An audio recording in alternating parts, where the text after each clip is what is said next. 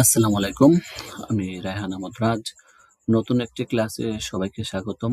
বাংলাদেশ উন্মুক্ত বিশ্ববিদ্যালয়ের ক্লাস 9 এ যারা পড়তেছেন তাদের আজকে বাংলা প্রথম পত্র বিষয়ের উপরে একটি অধ্যায় নিয়ে আলোচনা করব। দেখি কতটুকু আলোচনা করা যায়। তো বাংলা প্রথম পত্রে পাঠ শুরু করার আগে একটি বিষয় বলতে যাচ্ছি, সেটা হচ্ছে গিয়ে বাংলা প্রথম পত্রের মান বন্টন সম্পর্কে। তো আমরা জানি যে বাংলা প্রথম পত্রের মান বন্টন হচ্ছে 100 মার্ক, সৃজনশীল 60 মার্ক, মানে 6টা আনসার করতে হবে, আর বহু নির্বাচনী হচ্ছে 40 মার্ক। তো মোট 100 মার্ক। গদ্য কবিতা সহপাঠ, উপন্যাস, নাটক এগুলো থেকে 3টে করে মোট 9টি প্রশ্ন থাকবে। প্রতিটি অংশ থেকে 1টি করে মোট 6টি প্রশ্নের উত্তর দিতে হবে, যার পূর্ণমান 10। আপনারা যখন আমাদের নিয়মিত গ্রুপে জয়েন হবেন, ভর্তি হবেন, তখন সৃজনশীল প্রশ্ন কিভাবে আনসার করতে হয় সে সম্পর্কে আপনাদেরকে বিস্তর ধারণা দিব। যেসব বিষয় নিয়ে আলোচনা করা হবে, আশা করি আপনারা দ্রুত আমার এখানে ভর্তি হয়ে যাবেন স্টাডি উইথ রায়হান স্যারের গ্রুপে। ওকে, তো বহু নির্বাচনের প্রশ্ন হচ্ছে 40টা প্রশ্ন থাকবে, 40টা আনসার করতে হবে। ঠিক আছে, ওকে। আমি আজকে যে অধ্যায়টা নিয়ে আলোচনা করতে যাচ্ছি সেটা হচ্ছে পালামৌটা নিয়ে আলোচনা করতে যাচ্ছি। লিখেছেন সঞ্জীব চন্দ্র চট্টোপাধ্যায়। তো আগে লেখক পরিচিতি সম্পর্কে জেনে নিই যে সঞ্জীব চন্দ্র চট্টোপাধ্যায় 1834 সালে পশ্চিমবঙ্গের 24 পরগনা জেলার নৈহাটির কাঁঠালপাড়া গ্রামে জন্মগ্রহণ করেন। এই লাইনগুলো খুবই ইম্পর্টেন্ট নৈর্ব্যক্তিকের জন্য। তিনি সাহিত্য সম্রাট বঙ্কিমচন্দ্র চট্টোপাধ্যায়ের জ্যেষ্ঠ ভ্রাতা, মানে বড় ভাই। তাদের পিতা যাদবচন্দ্র চট্টোপাধ্যায় ছিলেন হুগলির ডেপুটি কালেক্টর। ডেপুটি কালেক্টর বলতে হচ্ছে গিয়ে ডিসি স্যারকেই বোঝায়, ডিসি স্যার জেলা প্রশাসক। ঠিক আছে, যখন উনি ভূমির কাজে বা ট্যাক্স নেন তখন হচ্ছে গিয়ে ওনাকে ডেপুটি কালেক্টর বলা হচ্ছে। সঞ্জীব চন্দ্র মেদিনীপুর জেলা স্কুল ও হুগলি কলেজে পড়াশোনা করেন। নিজের চেষ্টায় ইংরেজি সাহিত্য, বিজ্ঞান, ইতিহাসে অসাধারণ পাণ্ডিত্য অর্জন করেন।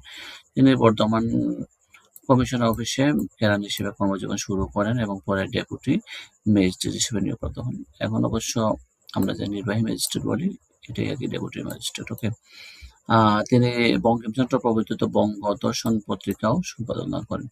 এগুলো কিন্তু নৈর্ব্যক্তিকের জন্য ইম্পর্টেন্ট। ভ্রমণ সাহিত্যের লেখক হিসেবে বাংলা সাহিত্যে সঞ্জীব চন্দ্র স্মরণীয় হয়ে আছেন। ভ্রমণ কাহিনী পালামৌ তার শ্রেষ্ঠ রচনা। তো পালামৌ আমরা যেটা পড়তেছি এটা কিন্তু একটা ভ্রমণ কাহিনী। ঠিক আছে। প্রমথ নাথ বসু ছদ্মনামে এটি প্রথম প্রকাশিত হয় বঙ্গদর্শন পত্রিকায়।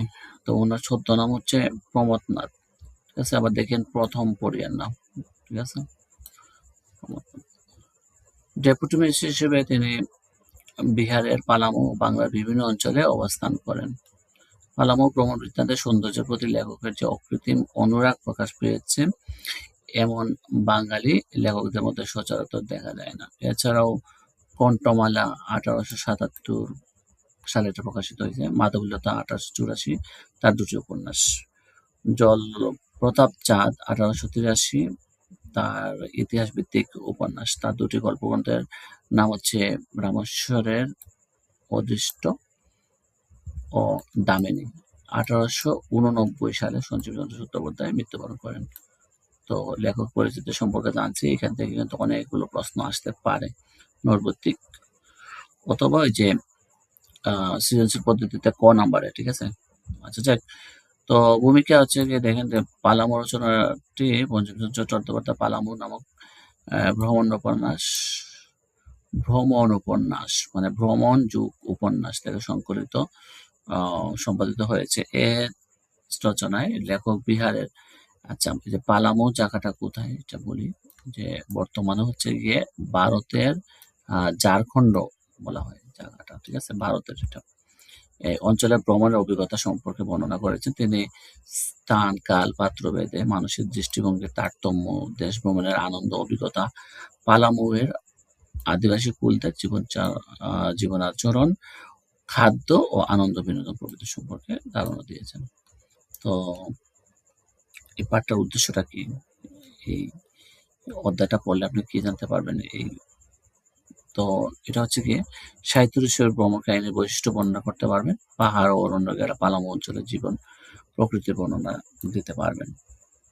আচ্ছা, তো এটা হচ্ছে গিয়ে পুরো আহ, যে আমাদের গল্পটি পড়লে বা ভ্রমণ কাহিনীটা পড়লে এটা সম্পর্কে জানতে পারবো। আর এখন যেটা আলোচনা করবো পার্ট 1, তো এই পার্ট 1টা পরে আপনি কি জানতে পারবেন? যে পালামৌ যাওয়ার পথের বিবরণ লিখতে পারবেন, পালামৌ অঞ্চলের পাহাড় অরণ্য শোভিত প্রকৃতির বর্ণনা লিখতে পারবেন, বাঙালি গৃহস্বামীর সংসার ব্যবস্থাপনার তাৎপর্য বর্ণনা করতে পারবেন। আসলে বাংলাদেশ ওপেন ইউনিভার্সিটির বইগুলো এমনভাবে সাজানো হয়েছে, আসলে খুব সুন্দর করে, মানে পাঠ ভিত্তিক করে আসলে মনে করেন যে প্রতিটা অধ্যায় পরে পরে আপনি নিজেই শিখতে পারবেন। হ্যাঁ, যাই হোক, তো মূল পাঠ শুরু করতেছি। যে বহুকাল হইল, সাধু ভাষায় লেখা। হ্যাঁ, আমি এখানে পাঠের ভিতরে আর আহ, কোনো কিছু বোঝাতে যাব না। আগে পাঠটা মনোযোগ দিয়ে পড়ি, নিজে বোঝার চেষ্টা করবেন। পরবর্তীতে পাঠ শেষে আমি কয়েকটা লাইনে বুঝিয়ে দেব, ঠিক আছে? কারণ আগে আমরা এই পুরো একটা যে প্রবন্ধটির ভিতরে আমরা ঢুকি। হ্যাঁ, বহুকাল হইল আমি একবার পালামৌ প্রদেশে গিয়াছিলাম। প্রত্যাগমন করিলে পর সেই অঞ্চলের বৃত্তান্ত লিখিবার নিমিত্ত দুই একজন বন্ধু-বান্ধব আমাকে পুনঃ পুনঃ অনুরোধ করিতেন। আমি তখন তাহাদের উপহাস করিতাম। এক্ষণে আমায় কেহ অনুরোধ করে না, অথচ আমি সেই বৃত্তান্ত লিখিতে বসিয়াছি। গল্প করা এ বয়সের রূপ, কেহ শুনুন বা না শুনুন, বৃদ্ধ গল্প করে। অনেক দিনের কথা লিখিতে বসিয়াছি, সকল স্মরণ হয় না। পূর্বে লিখিলে যাহা লিখিতাম, এক্ষণে যে তাহা লিখিতেছি এমত নহে। পূর্বে সেই সকল নির্জন পর্বত, কুসুমিত কানন প্রভৃতি যে চক্ষে দেখিয়াছিলাম, সে চক্ষু আর নাই।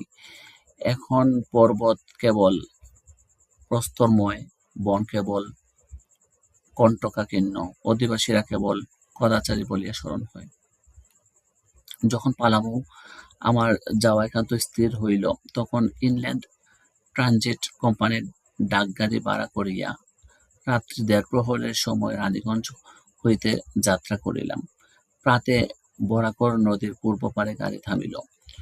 নদী অতি ক্ষুদ্র, তৎকালে অল্পমাত্র জল ছিল, সকলেই হাঁটিয়া পার হইতেছে, গাড়ি ঠেলিয়া পার করিতে হইবে।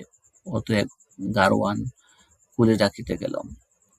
এমত সময় কুলিদের কতকগুলি বালক বালিকা আসিয়া আমার গাড়ি গেলিল।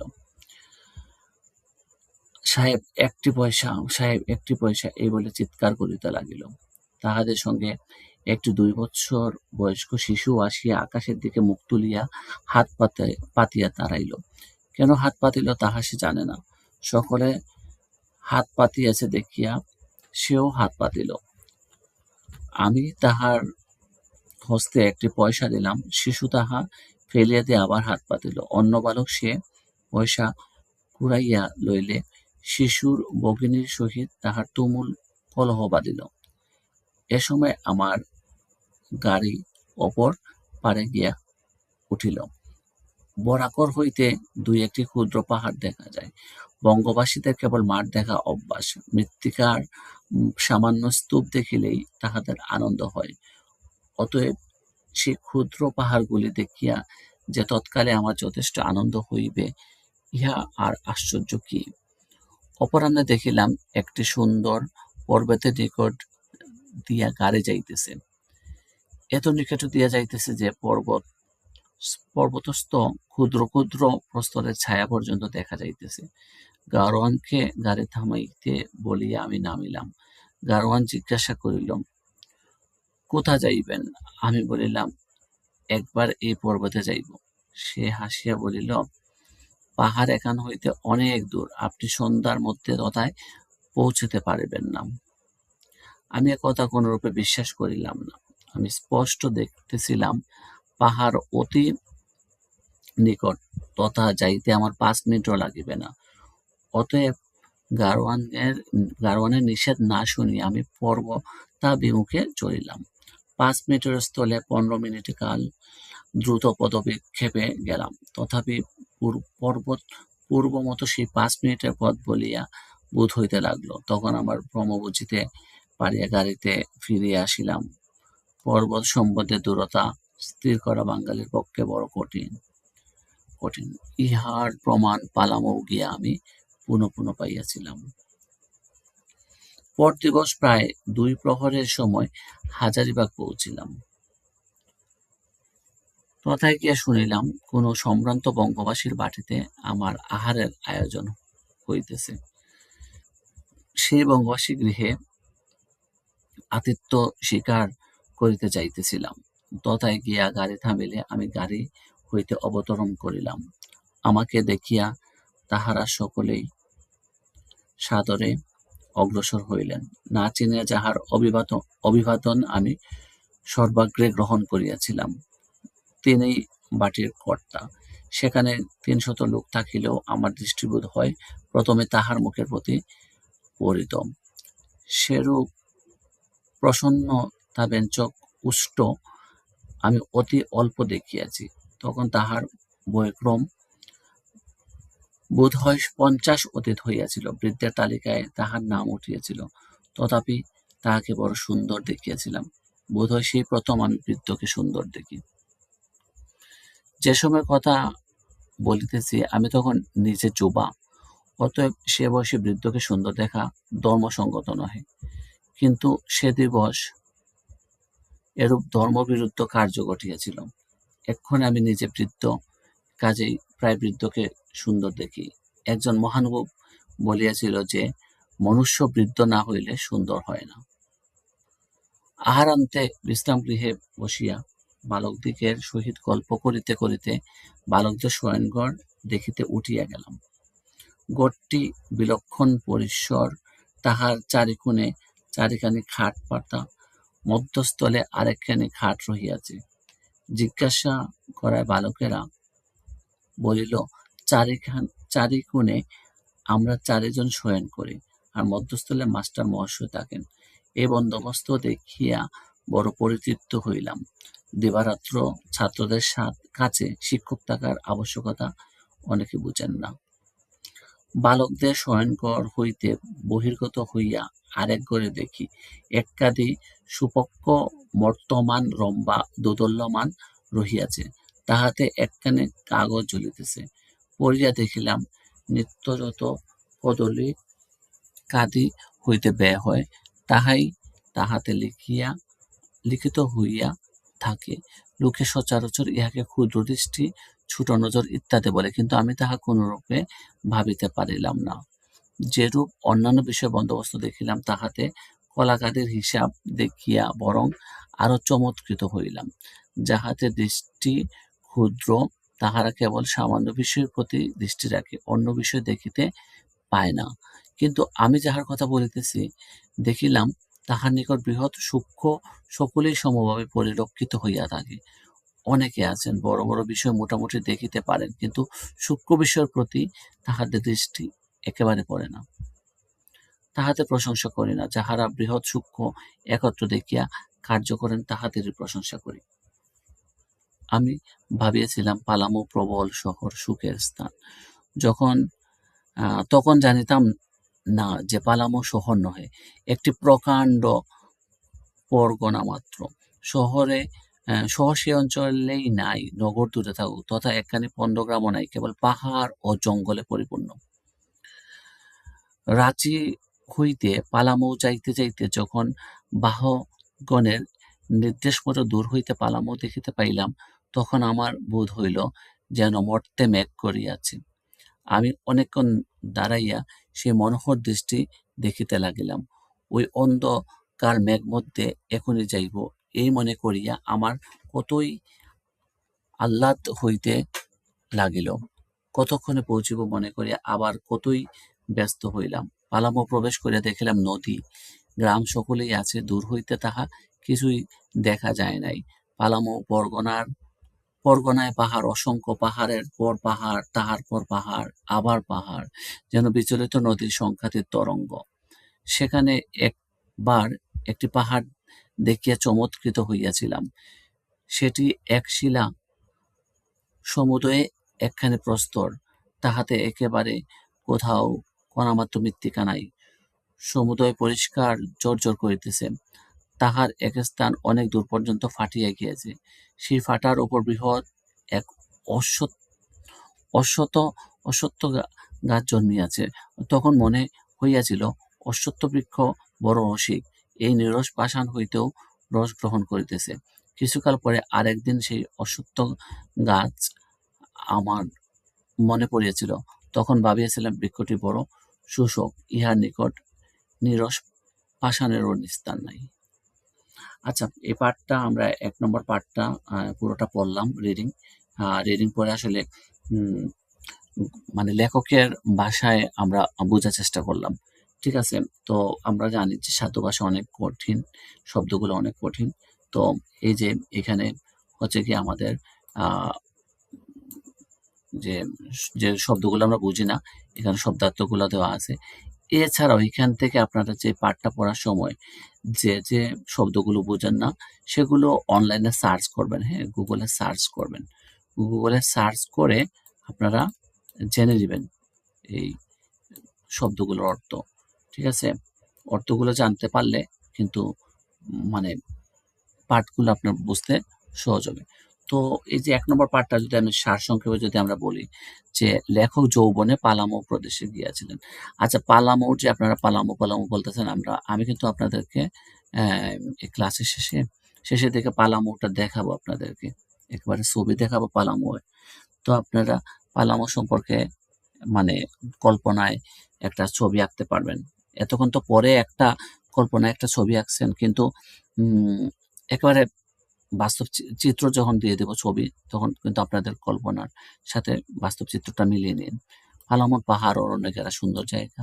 সমতলবাসী বাঙালি জনগোষ্ঠীর কাছে সে পরিবেশ খুব একটা পরিচিত নয়। হ্যাঁ, আমরা সমতলে যারা থাকি তারা পাহাড় আসলে আমাদেরকে অনেক টানে, পাহাড় আমাদের ভালো লাগে। পথে যেতে যে পাহাড়কে খুব কাছে মনে হয়, সে পাহাড় আসলে অনেক দূরে অবস্থিত। এ অভিজ্ঞতাও লেখকের জন্য নতুন।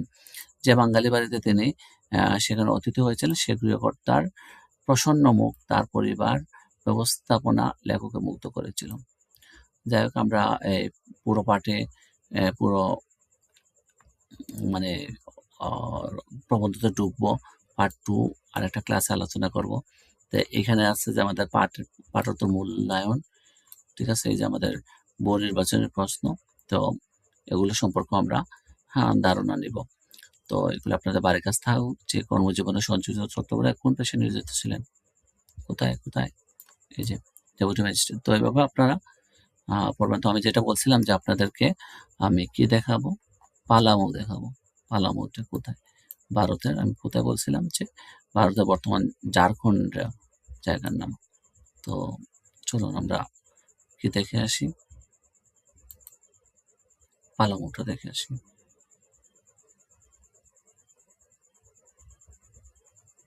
পালামৌ, ওকে। এই যে পালামৌ, হ্যাঁ?